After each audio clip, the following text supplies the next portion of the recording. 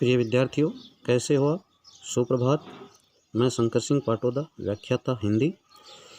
आज कक्षा 12 के समस्त वर्गों के विद्यार्थियों के लिए अनिवार्य हिंदी में 2 अंक का जो प्रश्न आता है पद परिचय, उसके विषय में आपको संपूर्ण और विस्तृत जानकारी देने जा रहा हूँ। आप इसको ध्यान से सुनेंगे, पढ़ोगे और इसको अपनी नोटबुक में नोट भी करोगे। पद परिचय 2 अंक का प्रश्न आता है बोर्ड परीक्षा में, और मेरे द्वारा दी गई जानकारी को अगर आप ध्यान से पढ़ लेते हो, लिख लेते हो, तो मैं समझता हूँ कि कभी भी आप परीक्षा में इस प्रश्न को गलत नहीं कर पाओगे।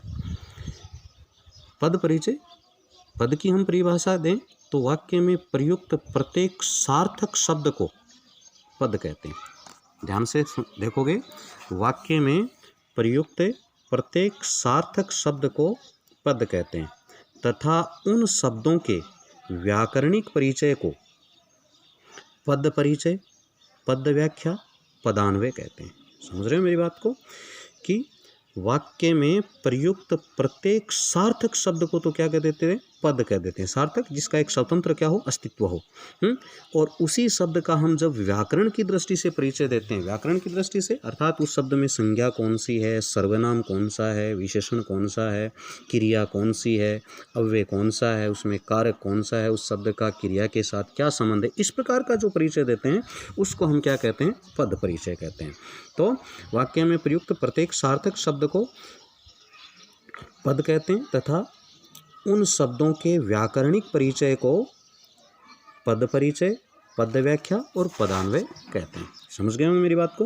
अब प्रश्न मन में उठता है, शब्द और पद, इस बात की जानकारी लेना जरूरी है। कुछ विद्यार्थी तो यही समझते हैं कि पद और शब्द एक ही होते हैं, लेकिन नहीं, पद और शब्द यहाँ पर दोनों में भिन्नता है। शब्द मोटे तौर पर हम उसे ही कहेंगे जिसका एक स्वतंत्र क्या हो, अस्तित्व हो। जैसे मैंने परिभाषा यहाँ पर लिखी है शब्द की कि एक या एक से अधिक वर्णों से बने सार्थक ध्वनि समूह को शब्द कहते हैं। एक या एक से अधिक वर्णों से बने सार्थक ध्वनि समूह को तो क्या कह देते हैं? शब्द। जिसकी मोटे तौर पर पहचान यही है कि शब्दों का एक स्वतंत्र अस्तित्व होता है, लेकिन इन्हीं शब्दों को जब वाक्य में पिरो दिया जाता है तब वो शब्द नहीं बनता, वो क्या बन जाता है? पद बन जाता है। क्या बन जाता है?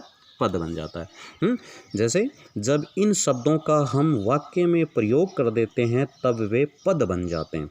उदाहरण के तौर पर मैंने एक शब्द लिखा, तुषार। तुषार एक संज्ञा है, शब्द है। यहाँ पर केवल एक शब्द है, लेकिन इसी तुषार को हम वाक्य में पिरो दें, अर्थात इसका वाक्य बना दें कि तुषार एक अच्छा खिलाड़ी है। अब ये शब्द न होकर के अब ये क्या बन गया है? पद बन गया है, जिसमें अलग अलग इसका परिचय हो गया। तुषार संज्ञा है, एक क्या है, अच्छा क्या है, खिलाड़ी क्या है, इसका संज्ञा, सर्वनाम, विशेषण इत्यादि की क्या है जानकारी देंगे, उसको हम पद कह देते हैं। तो वाक्य में प्रयुक्त प्रत्येक सार्थक शब्द को तो क्या कह देते हैं? पद।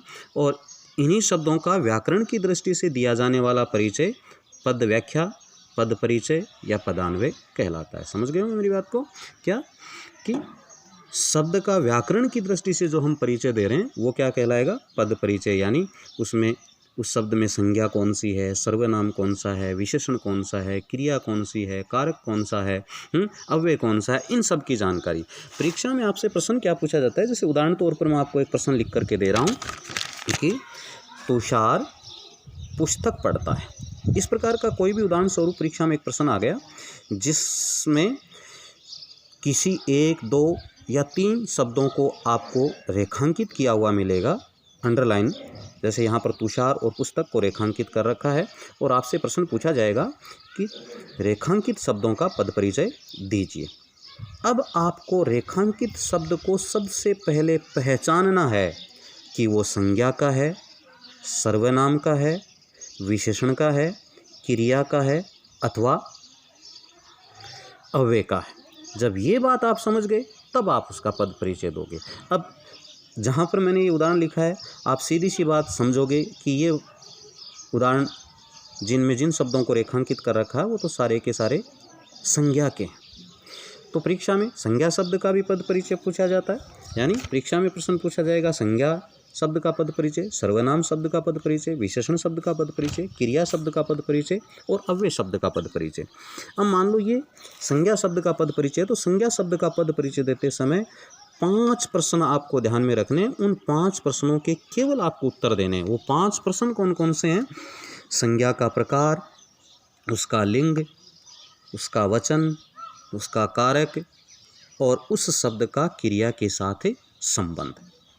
तो यही 5 प्रश्न आपको ध्यान में रखने हैं। रेखांकित शब्द तुषार को अलग उतारना है और 5 प्रश्नों के उत्तर देने हैं। अब यहाँ पर किसी व्यक्ति विशेष का नाम है, इसलिए संज्ञा कौन सी होगी? व्यक्तिवाचक संज्ञा होगी। तुषार पुल्लिंग है, एक वचन है, काम को करने वाला इसलिए कर्ता कारक, और पढ़ता है क्रिया का क्या है? ये करता है। इसी प्रकार से पुस्तक किसी विशेष पुस्तक का नाम नहीं है, समूह का बोध करवाती है, इसलिए इसमें कौन सी संज्ञा है? जातिवाचक संज्ञा है, स्त्रीलिंग है, एक वचन है, कर्म कारक है और पढ़ता है क्रिया का क्या है? ये कर्म है। अब ये तो मैंने एक आपको उदाहरण बताया, लेकिन विद्यार्थियों जब तक आपको संज्ञा, सर्वनाम, विशेषण, क्रिया, अव्यय इत्यादि की जानकारी नहीं है, तब तक आप इस पद परिचय के प्रश्न को नहीं कर पाओगे।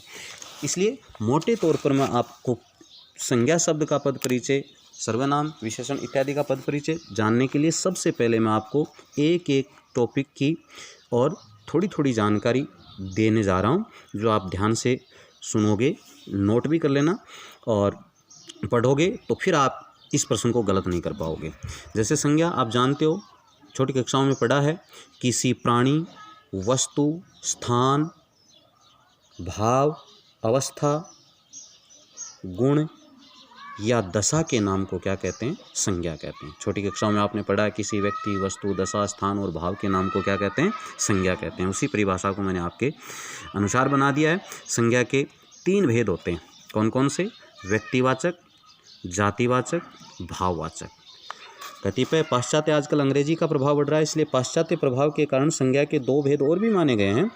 एक तो है द्रव्यवाचक, जिसमें जैसे सोना है, चांदी है, लकड़ी है, चावल है, अन्न है, तेल है, ये द्रव्यवाचक संज्ञा में आते हैं। समुदायवाचक या समूहवाचक में जैसे सेना है, पुलिस है, कक्षा है, परिवार है, सभा है, ये सब क्या हैं? 2 पाश्चात्य प्रभाव के कारण बनी हुई संज्ञा है, लेकिन इन दोनों को जातिवाचक संज्ञा के अंतर्गत क्या है? समाहित किया गया है और एक वचन में होती है। ये जातिवाचक संज्ञा है और एक वचन में आती है। कौन सी? द्रव्यवाचक और गुणवाचक। इसके अलावा मूल रूप से आप संज्ञा 3 ही पढ़ोगे। कौन कौन सी? व्यक्तिवाचक, जातिवाचक, भाववाचक। अब व्यक्तिवाचक संज्ञा की मैं जानकारी आपको दूं तो व्यक्तिवाचक, देखिए ध्यान से, व्यक्ति विशेष, वस्तु विशेष अथवा स्थान विशेष के नाम को क्या कहते हैं? व्यक्तिवाचक संज्ञा। कहने का अभिप्राय, चाहे व्यक्ति हो, चाहे वस्तु हो और चाहे स्थान हो, उनका विशेष क्या दिया हुआ हो? नाम दिया हुआ होना चाहिए। नाम दिया हुआ होना चाहिए। व्यक्ति विशेष, वस्तु विशेष, स्थान विशेष के नाम को व्यक्तिवाचक संज्ञा कहते हैं, यानी इनमें विशेष का नाम दिया हो। जैसे व्यक्ति विशेष में राम, श्याम, कविता, मोहन। कहने का अभिप्राय, दुनिया में स्त्री, पुरुष, बच्चे, युवा, वृद्ध, के जितने भी नाम हैं, राम, श्याम, सोहन, मोहन, गीता, अब्दुल, अकबर, ये जितने भी नाम हैं, ये सब व्यक्तिवाचक संज्ञा के अंतर्गत आते हैं। यानी जो भी नाम है किसी व्यक्ति का तो वो, या किसी महिला का, तो वो व्यक्तिवाचक संज्ञा के अंतर्गत आता है। वस्तु विशेष में पुस्तकों के नाम हैं, मशीनों के नाम हैं, पंखों के नाम हैं, तो वो व्यक्तिवाचक है। जैसे पुस्तक है तो वो जातिवाचक संज्ञा है, लेकिन उस पुस्तक का नाम दे दिया रामायण, महाभारत, कुरान, बाइबिल।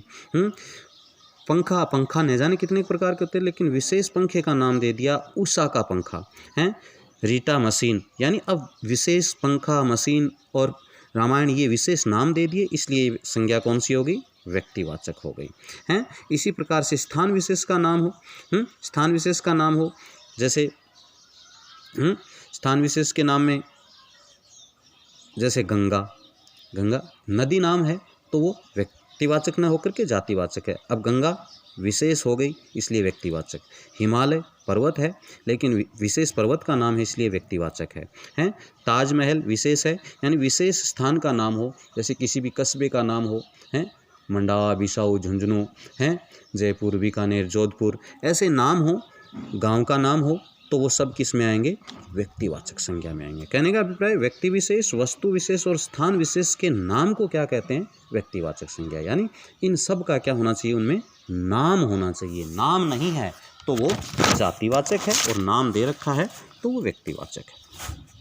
जातिवाचक में क्या होगा? जिस संज्ञा में किसी प्राणी, वस्तु अथवा स्थान की जाति या पूरे वर्ग का बोध होता है उसे जातिवाचक संज्ञा कहते हैं। जिस संज्ञा में किसी प्राणी, वस्तु अथवा स्थान की जाति या पूरे वर्ग का बोध होता है उसे जातिवाचक संज्ञा कहते हैं। जैसे प्राणी, मनुष्य, अब मनुष्य में स्त्री, पुरुष, युवा सभी के क्या आ गए? नाम आ गए। और नाम आ गए तो इसमें क्या है? व्यक्तिवाचक संज्ञा न होकर नाम नहीं आए हैं, समूह का बोध हुआ है। प्राणी में जैसे मनुष्य, सभा, लड़की, घोड़ा, मोर, सेना, हैं ये समूह का बोध कराते हैं। मनुष्य स्त्री हो चाहे पुरुष हो, अब उसका नाम नहीं है, केवल मनुष्य जाति का बोध है। सभा भी नहीं जाने कितने प्रकार की होती है। लड़की है, आज जन्मी है वो भी लड़की है, जब तक विवाह नहीं है हम उसको लड़की कहेंगे। घोड़ा, अब घोड़े की भी विभिन्न नस्लें होती है, हैं मोर है, ऐसे ही सेना भी भिन्न 3 प्रकार की मानते हैं अपन। वैसे ही इनमें विशेष सेना का या विशेष मनुष्य का या विशेष लड़की का नाम होता तो ये व्यक्तिवाचक होती, वरना भी क्या है? ये समूह का बोध करा रही है इसलिए जातिवाचक है। वस्तुओं में जैसे पुस्तक, अभी मैंने बताया था किसी विशेष पुस्तक का नाम हो, जैसे सर्जन है, रामायण है, महाभारत है, तब तो वो क्या हो गई? व्यक्तिवाचक। केवल पुस्तक है तो वो क्या है? जातिवाचक। पंखा, विशेष पंखे का नाम होता तब तो वो व्यक्तिवाचक, वरना केवल पंखा है तो वो क्या होगा? जातिवाचक। मशीन, न जाने कितनी मशीन है, विशेष मशीन का नाम हो, जैसे सिलाई की रीटा मशीन, तब वो विशेष हो गई व्यक्तिवाचक, लेकिन मशीन नाम है तो वो जातिवाचक। दूध की भी न जाने कितनी नस्लें हैं। साबुन कितनी प्रकार के आते हैं। चांदी की भी विभिन्न नस्लें हैं। अब विशेष नस्ल का नाम है नहीं है, विशेष का नाम नहीं है, इसलिए ये क्या है? जातिवाचक है। स्थान, अब स्थान में भी कोई गांव कह दिया, शहर कह दिया, तो ये सब क्या है? विशेष नाम नहीं है, लेकिन वो ये कहे कि वो जयपुर जाएगा, तब वो विशेष हो गया इसलिए वो व्यक्तिवाचक, वरना वो गांव, शहर, भवन, नदी, पहाड़ ये जातिवाचक संज्ञा है। मैं ये कहूँ कि वो गंगा में स्नान कर रहा है, अब गंगा एक विशेष है इसलिए वो गंगा यहाँ पर व्यक्तिवाचक हो गई, लेकिन वह नदी में स्नान कर रहा है तो जातिवाचक संज्ञा है। वह विद्यालय जा रहा है, हम पता नहीं कौन से विद्यालय जा रहा है, अगर नाम होता कि वह राजकीय उच्च माध्यमिक विद्यालय, उदाहरण के तौर पर मंडावा जा रहा है, तब वो विशेष विद्यालय का नाम हो गया इसलिए वो व्यक्तिवाचक। केवल विद्यालय है तो वो जातिवाचक है। अब इसके अलावा आती है आपकी भाववाचक संज्ञा। भाववाचक संज्ञा किसी भाव, अवस्था, गुण, दोष, स्वभाव, दशा आदि के नाम को क्या कहते हैं? भाववाचक संज्ञा कहते हैं। किसी व्यक्ति, वस्तु, दशा, स्थान, भाव, इनको तो संज्ञा कहते हैं, लेकिन इसमें से किसी व्यक्ति, वस्तु का तो नाम निकाल दीजिए, फिर बच गई भाव, अवस्था, गुण, दोष, स्वभाव, दशा आदि का नाम हो तो वहाँ पर क्या होगा? भाववाचक संज्ञा होगी। जैसे सुख, बचपन, सुंदरता, मानवता, ममता, चोरी, मुस्कान, जीवन, सहायता, ये सब क्या हैं? भाववाचक संज्ञा के अंतर्गत आते हैं। तो आज के लिए मैंने आपको केवल संज्ञा शब्द की जानकारी दी है, संज्ञा की ही जानकारी दी है कि संज्ञा की अगर आप ये संपूर्ण जानकारी आपको है तो आप संज्ञा शब्द का पद परिचय गलत नहीं कर पाओगे। ये जानकारी आप पूरी जब मन मस्तिष्क में बैठा लोगे तो आगे के प्रश्न आप सुगमता से हल कर पाओगे। अब इसी प्रकार से मैं आपको आगे सर्वनाम, विशेषण, क्रिया, अव्यय इनकी जानकारी दूंगा। आज के लिए इतना ही। धन्यवाद।